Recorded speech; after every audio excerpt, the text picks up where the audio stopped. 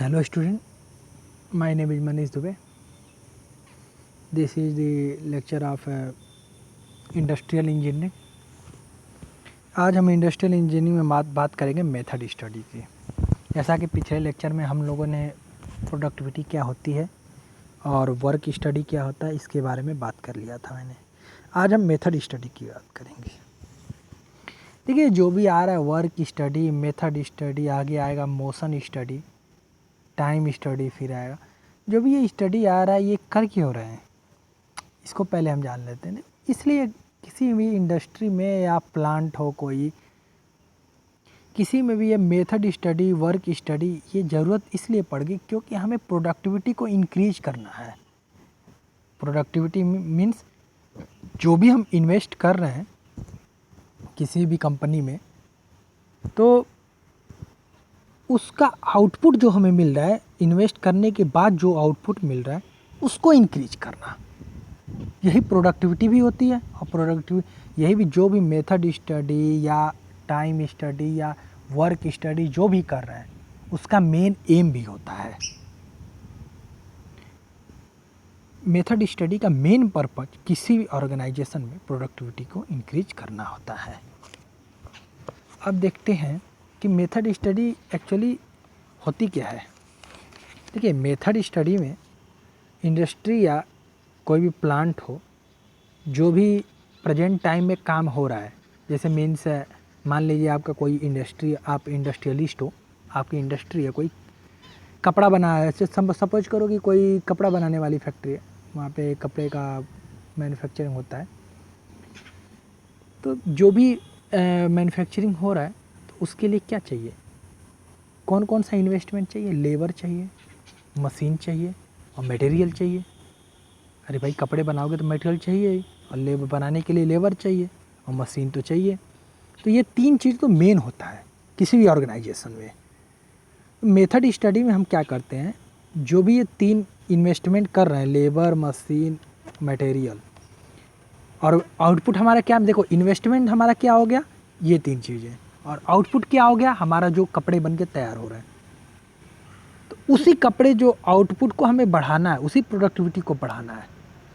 Method study में हम क्या करेंगे, इंडस्ट्री, किसी भी इंडस्ट्री या प्लांट में जो भी प्रेजेंट में काम हो रहा है, चाहे कपड़ा बना रहे हो या कुछ भी बना रहे हो, उस काम को स्टडी करना है।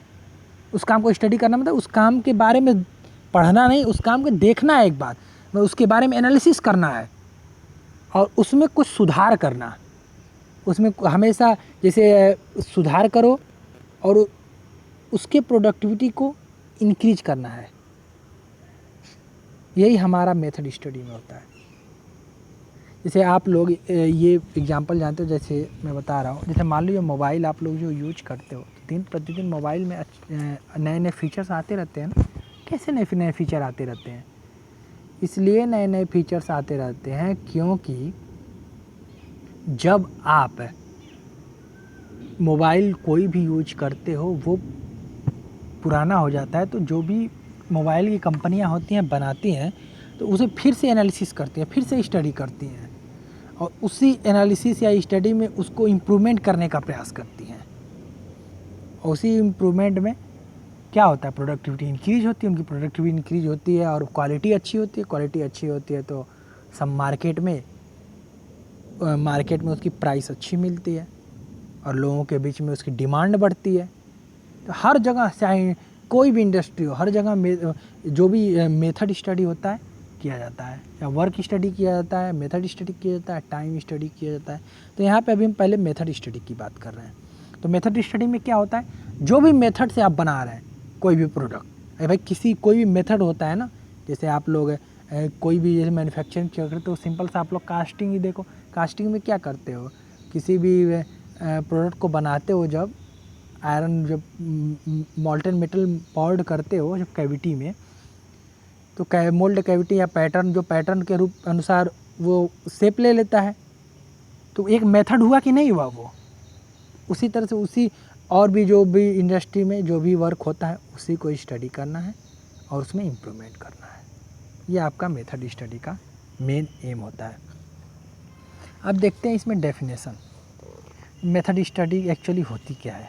अभी तक तो मैंने मेथड स्टडी के बारे में ऐसे बता दिया है कि मेथड स्टडी में एक्चुअली होती क्या है।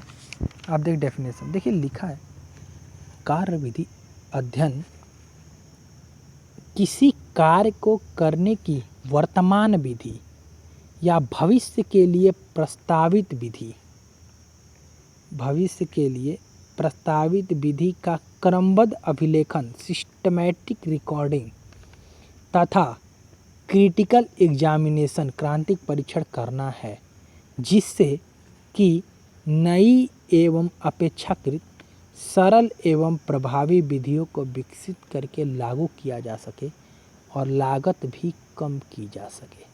देखिए, मैं अभी वही बात किया था, जो अभी क्या मैंने बात किया था, जो भी आप प्रेजेंट टाइम में वर्तमान में जो भी मेथड यूज कर रहे हैं आप अपनी इंडस्ट्री में किसी भी प्रोडक्ट को बनाने के लिए, तो उसी मेथड को फिर से स्टडी करना है और उसका एक क्रिटिकल एग्जामिनेशन, मतलब हायर लेवल तक एग्जामिनेशन करना है, जिससे कि हम कोई और तकनीक अपना सकें, कोई और प्रभावी तकनीक और सरल तकनीक अपना सकें, ताकि जो प्रेजेंट जो हमारा जो फ्यूचर में जो भी तकनीक हम यूज करें वो हमें क्या करे, एक तो सबसे पहले कॉस्ट को कम करे, कॉस्ट ज़्यादा ना होए हमारा, और हमें प्रोडक्टिविटी को इंक्रीज करे।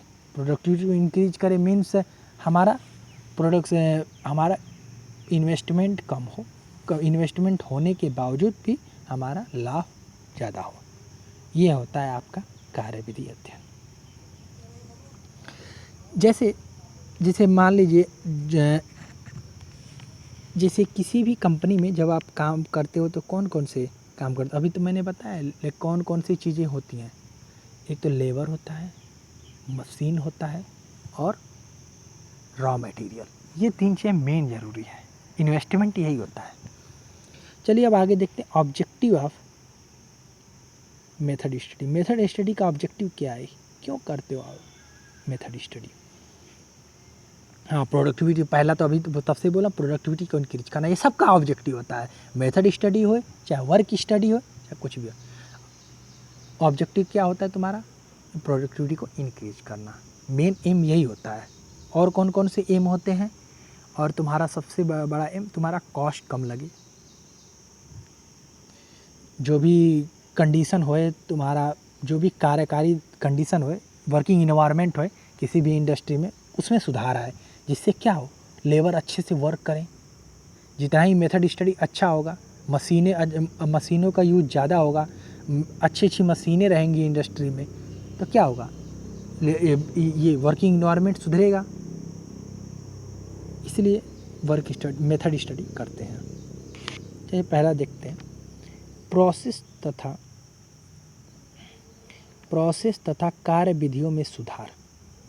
हाँ, जो भी आप प्रोसीजर यूज कर रहे हैं किसी भी प्रोडक्ट को बनाने में, उसमें सुधार करना है मेन एम। और क्या है, संयंत्र तथा उपस्करों के डिजाइन में तथा कारखाने, शॉप एवं कार्यस्थलों के लेआउट में सुधार। हाँ, जहाँ भी कारखाने, जो भी प्लांट है, जहाँ पे यूज, या शॉपिंग मॉल है, या जो भी वर्किंग एरिया है, उसके लेआउट में सुधार करना है, ये भी होता है।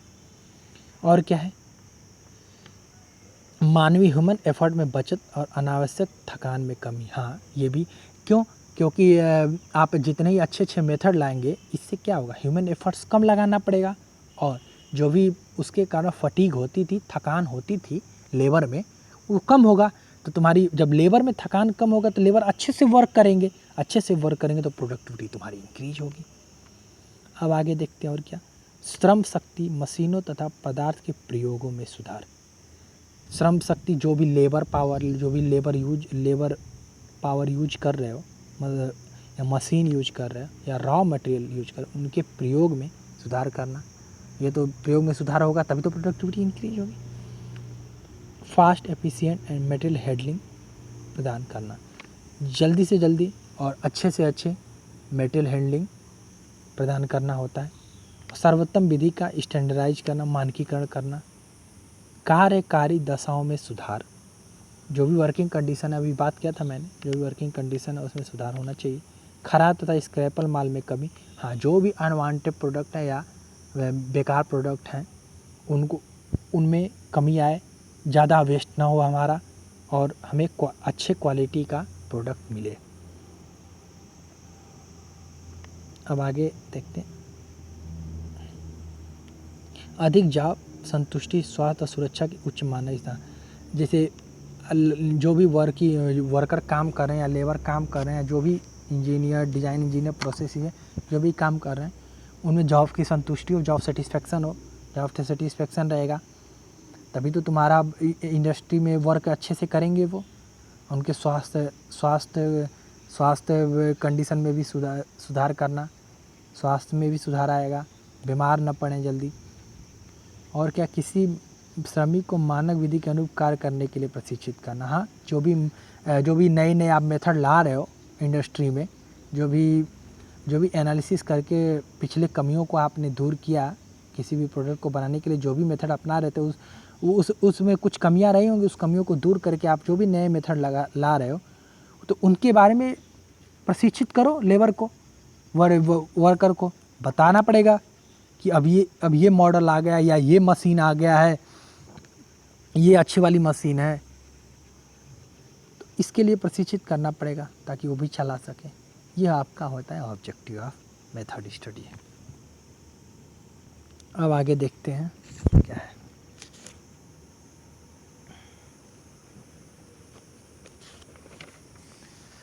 अब देखते हैं basic step in method study. कौन कौन से बेसिक स्टेप हैं मेथड स्टडी के। जैसे आप मेथड स्टडी जब करते हो, किसी भी कंपनी मेथड स्टडी करते क्यों? क्योंकि अभी मैं शुरू से ही बता, प्रोडक्टिविटी को इंक्रीज करना है, हमें कार्यकारी दशाओं में सुधार करना है और भी हमें अच्छे क्वालिटी का प्रोडक्ट प्राप्त करना है। मेथड स्टडी करते हो तो ऐसे उसको करने के लिए एक स्टेप होता है, ऐसे नहीं कर पाओगे। उसको करने के लिए क्वालिफाइड पर्सन चाहिए। जो भी कंपनी में आपके प्रोसेस इंजीनियर या डिज़ाइन इंजीनियर जो भी होते हैं, वो कौन कौन से बेसिक स्टेप अपनाते हैं वो देखते हैं। पहला, कार्यविधि अध्ययन की तकनीक मुख्यतः 3 बातों पे केंद्रित होती है। कौन कौन से 3 बातों पे निर्भर करता है जो भी मेथड स्टडी आप कंपनी में कर रहे हैं वो देखते हैं। परिस्थितियों से संबंधित सही तथ्यों को जाहिर करना और विश्लेषित करना। जो भी परिस्थितियाँ हो रही हैं, परिस्थितियाँ मीन्स जो भी पहले आप मेथड यूज कर रहे थे उनको भी उनके बीच में उनके तथ्य, जो भी तथ्य हैं उनको पता लगाना और उनका विश्लेषण करना, पहला स्टेप ही हो गया। तथ्यों की गहन समीक्षा करना, जो भी तथ्य मिल रहे हैं, जो भी अगर तुम्हें फॉल्ट मिल रहा है, जो भी तुम्हें सुधार करना, उसकी गहन समीक्षा करना, उसको एनालिसिस अच्छे से करना। और क्या, उपरोक्त समीक्षा से वर्तमान परिस्थितियों के लिए सर्वोत्तम उत्तर तैयार करना। हाँ, जो भी आप अब तक जितने, मान लो आप को किसी भी मेथड में सुधार करना चाहते हो या मशीन जो भी यूज कर रहे हो आप उसको सुधारना चाहते हो तो क्या करोगे? आप उसको गहन अध्ययन करोगे, उसके बाद से फिर उसको वर्तमान परिस्थितियों के लिए सर्वोत्तम मेथड खोजोगे। तभी तो यही तो कर रहे हो, सर्वोत्तम मेथड खोज रहे हो। ये होता है आपका मेथड स्टडी के पद। अब आगे देखते हैं।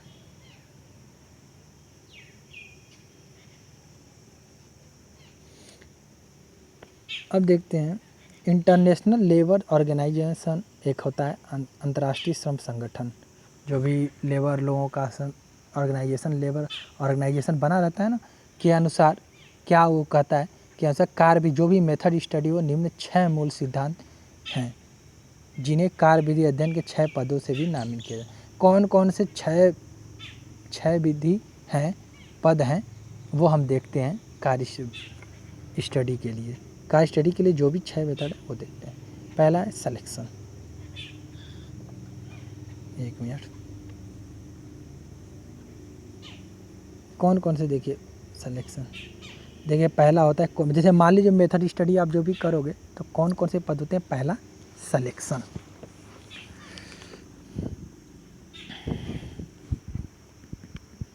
मेथड स्टडी कर रहे हो, कौन कौन से पद, कैसे कैसे जाओगे मेथड स्टडी करोगे, या आप जो भी उसमें engineer, design engineer, process engineer, जो भी मेथड स्टडी में पद अपनाते हैं, स्टेप अपनाते हैं, वो देखते हैं। बेसिक स्टेप, पहला स्टेप अपनाते हैं वो सिलेक्शन, चुनाव करना।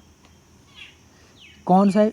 तो वो क्या करते हैं, ऐसी कार्यविधि का चुनाव करते हैं जिसका अध्ययन करके उसमें सुधार करना हो, जिसमें जो वो चाहते हैं अपना पर्पज पूरा करना, वही वही क्या करेंगे, सेलेक्ट करेंगे।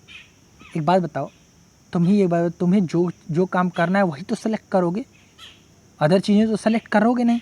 वही होता है जो किसी भी इंडस्ट्री में जो भी इंजीनियर होते हैं, तो वो कौन जो भी उन्हें करना है वही क्या करते हैं, वही मेथड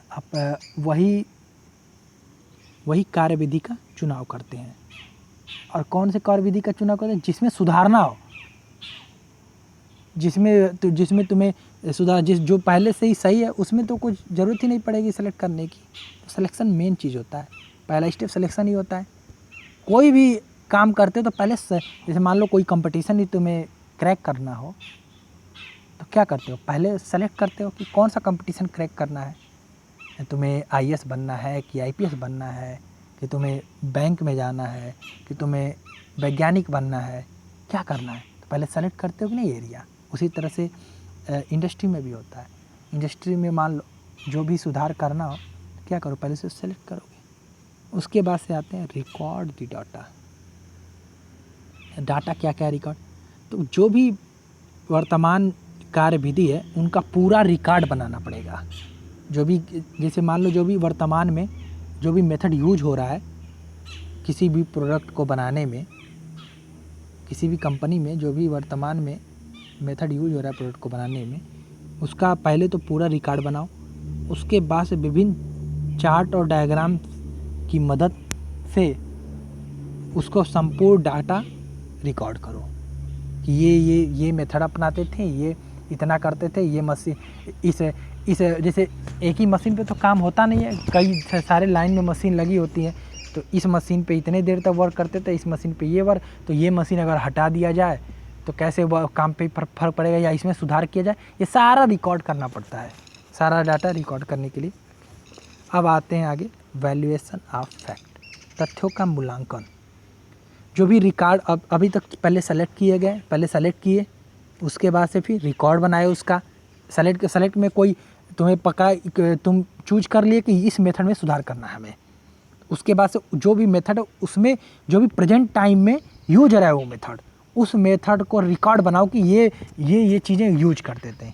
अब क्या करो, अब उसका वैल्यूएशन करो, अब मूल्यांकन करना पड़ेगा। आगे चुनाव हो गया, रिकॉर्ड बन गया, अब क्या करो, मूल्यांकन करना पड़ेगा। मूल्यांकन में क्या, जो भी रिकॉर्ड किए गए तथ्यों हैं उनका गहन मूल्यांकन करना तथा किए गए प्रत्येक काम को चुनौती देना होता है। इसके अंतर्गत जो भी मेथड यूज कर रहे हो उसका उद्देश्य, स्थान मत मीन्स जहाँ पे इंडस्ट्री है या प्लांट है, जहाँ पे कार्य हो रहा है, या गतिविधियों का क्रम, या जो भी व्यक्ति काम कर रहा है, या जिसके साधन द्वारा किया जा रहा है, मीन्स जो भी मशीन द्वारा किया जा रहा है आदि पर विचार किया जाता है। कौन कौन से फैक्ट हैं जिस पे मूल्यांकन करना पड़ेगा। स्थान, जहाँ पे प्लांट में कहाँ काम हो रहा है, जो भी गतिविधियाँ वहाँ अपनाई जा रही हैं, जो भी व्यक्ति, जितने भी वर्ग कर्मचारी काम कर रहे हैं, या जो भी साधन यूज किया जा रहा है, इन सब पे विचार किया जाता है।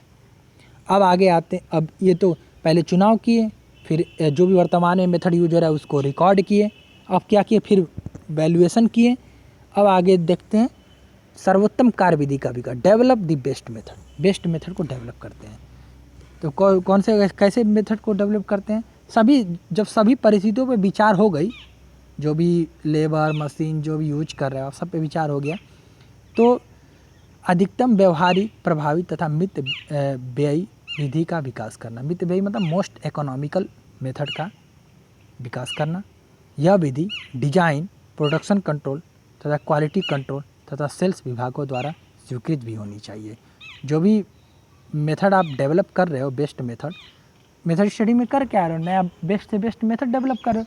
जो भी मेथड डेवलप कर रहे हो, आप डेवलप कर दिए जब सब चीज़ पे विचार करके, तो उसको इवेल्यूशन के लिए ले जाओगे ना कहीं कि हाँ ये प्रभावकारी है, कि उसको जांच करने के लिए होते हैं ना डिपार्टमेंट। तो जो भी प्रोडक्शन कंट्रोलर होते हैं या क्वालिटी कंट्रोलर होते हैं या सेल्स होते हैं, जो भी विभाग बना हुआ है या पर्सन जो भी होता है, उसके द्वारा स्वीकृत भी प्रदान करनी चाहिए, तभी तो वो लॉन्च होगा मेथड। अब लॉन्च करने की बारी आई, डेवलप हो गया बेस्ट मेथड, सबके द्वारा स्वीकृत भी मिल गई। पहले क्या हुआ, सेलेक्ट किए, फिर उसका जो भी प्रेजेंट टाइम में डाटा हो उसको रिकॉर्ड किए, फिर जो भी फैक्ट हैं जितने उसको क्या किए, मूल्यांकन किए, फिर तुम डेवलप कर दिए बेस्ट मेथड।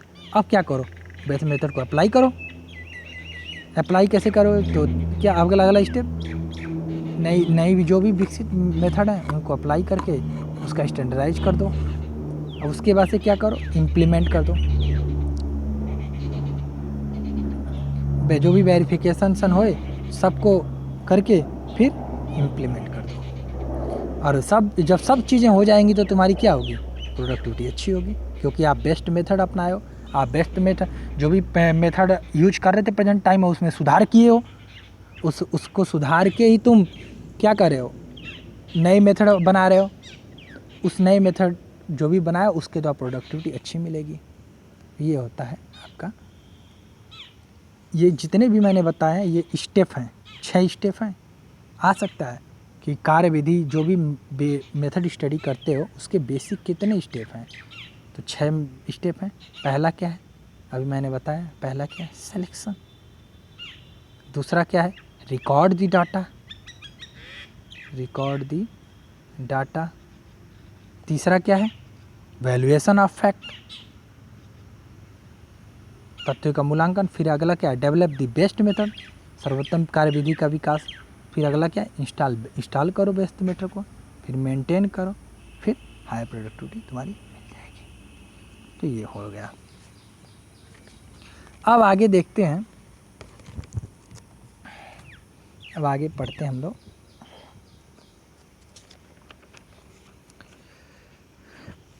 प्रोसेस एनालिसिस या प्रोसेस चार्ट।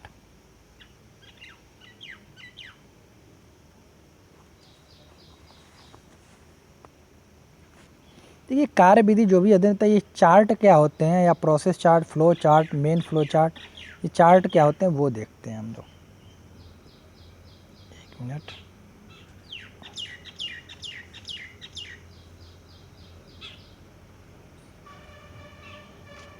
कार्यविधि अध्ययन है, इसके चार्ट होते हैं, ये देखते हैं। ये इम्पोर्टेंट है, आ सकते हैं।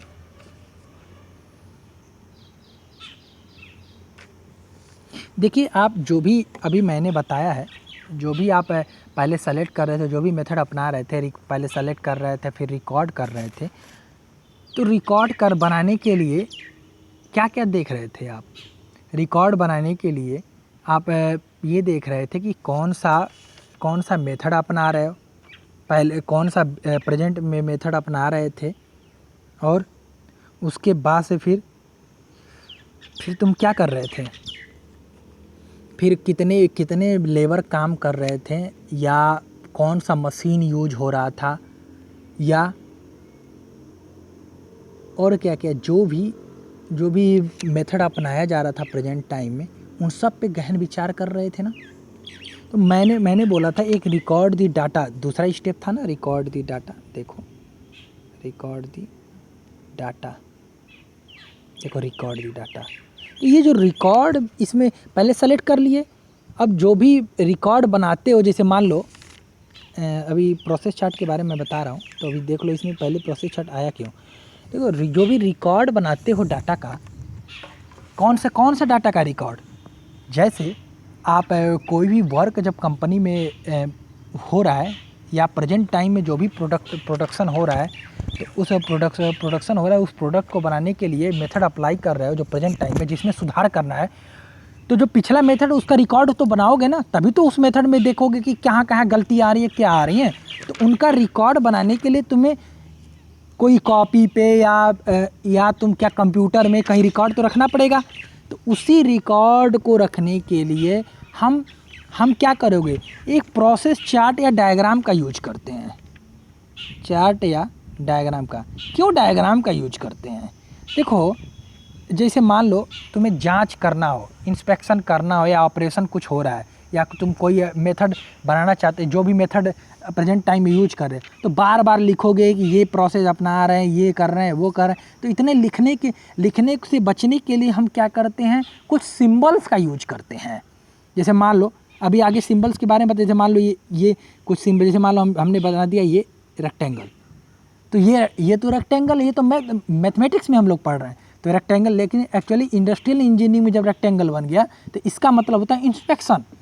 इसका मतलब कि जो भी, ये तो मैं अभी अब आगे बता रहा हूँ कि रेक्टेंगल का मतलब क्या है, इंस्पेक्शन। ये रेक्टेंगल नहीं है, ये जब एक्चुअली ये इंस्पेक्शन क्यों हो रहा है, क्योंकि जो भी मेथड अपनाओगे उसका इंस्पेक्शन करोगे, जांच करोगे, निरीक्षण करोगे, तो उसको बार बार लिखने से अच्छा है कि जब हमने क्या किया, हमने जो भी डाटा रिकॉर्ड करके हम रख रहे हैं कंप्यूटर में या कॉपी में, जो भी रिकॉर्ड कर रहे हैं, तो उसमें एक मैं रेक्टेंगल बना दूंगा।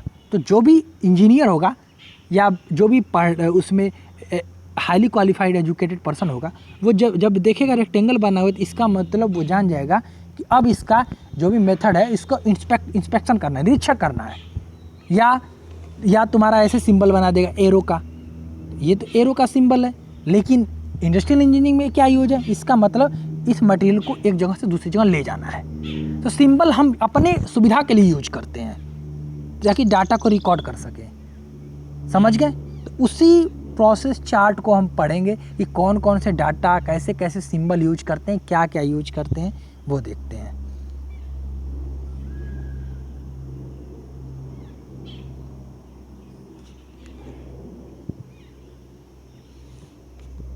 तो रिकॉर्डिंग टेक्निक के लिए यूज करते हैं जो भी सिंबल,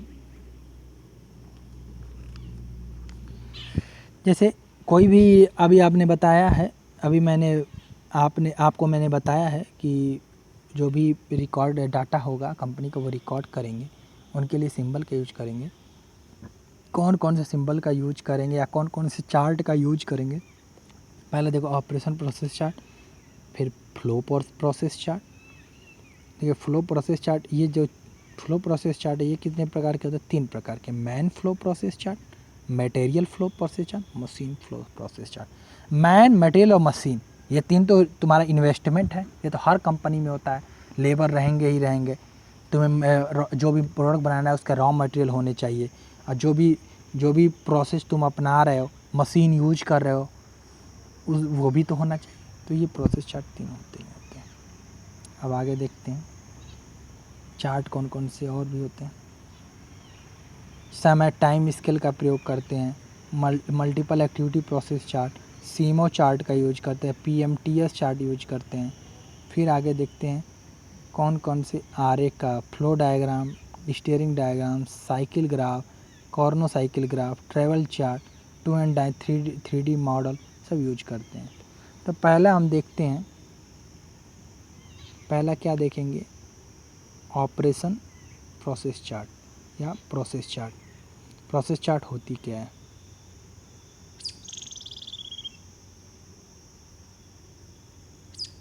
और कौन कौन से सिंबल यूज करते हैं प्रोसेस चार्ट में, वो देखते हैं।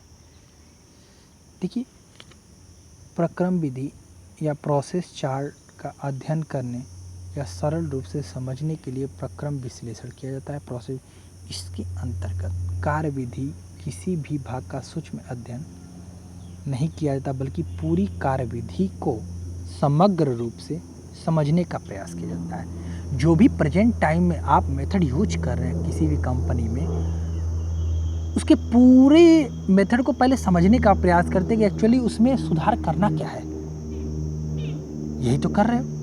तथा आगे देखते हैं, प्रक्रम विश्लेषण पूरे कार्य चक्र का एक विस्तृत चित्र प्रदर्शित करता है। वही तो बता रहे हैं कि डाटा जब रिकॉर्ड करोगे तो उसके लिए कुछ सिंबल का यूज करोगे, तो पूरा चित्र प्रदर्शित करते हैं।